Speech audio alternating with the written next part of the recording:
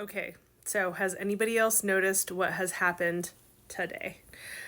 So, Mount Etna is erupting today, or has been. I haven't checked to see if it's still erupting, but it erupted on the 12th of November. And if you have been listening to the astrology over the last yesterday and today, I guess 2 days, leading into this new moon, you heard me talk about the volatile, eruptive kind of friction and fiery type quality that comes with the oppositions that are happening to Uranus currently. And being the geek that I am, I felt like I just wanted to share this with people for anyone who's interested. If you are ever curious about how does wow, my hair looks strange. Whatever.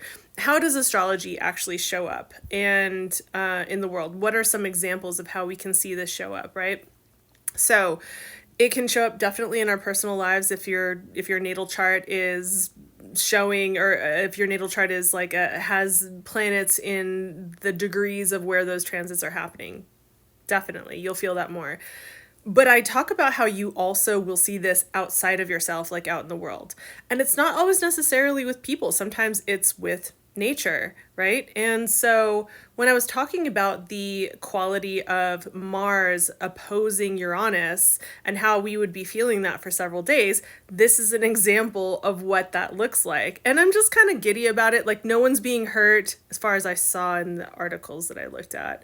No one's being hurt. There's no death or anything. So I feel like it's one of those, like, I feel like I can be a little giddy about this type of things. But Uranus has this quality of being electric, disruptive, chaotic, and also for some reason is associated with like earthquakes, like sudden changes, but earthquakes along with that.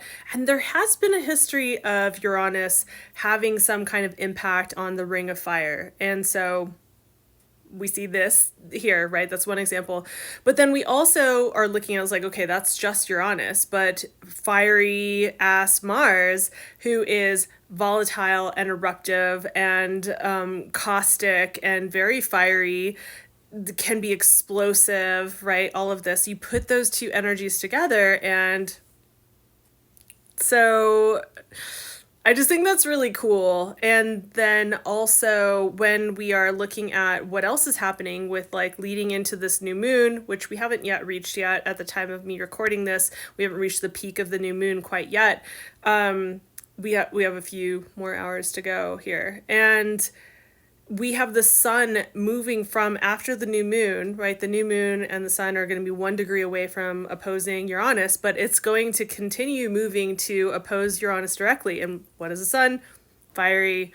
We have that. So more of that energy. So it's just like, if you can imagine just being like in the heat of Mars and then being opposed by the heat of the sun, it's just like heat and more heat. And I was like, this seems to make sense to me. That tracks, that checks out.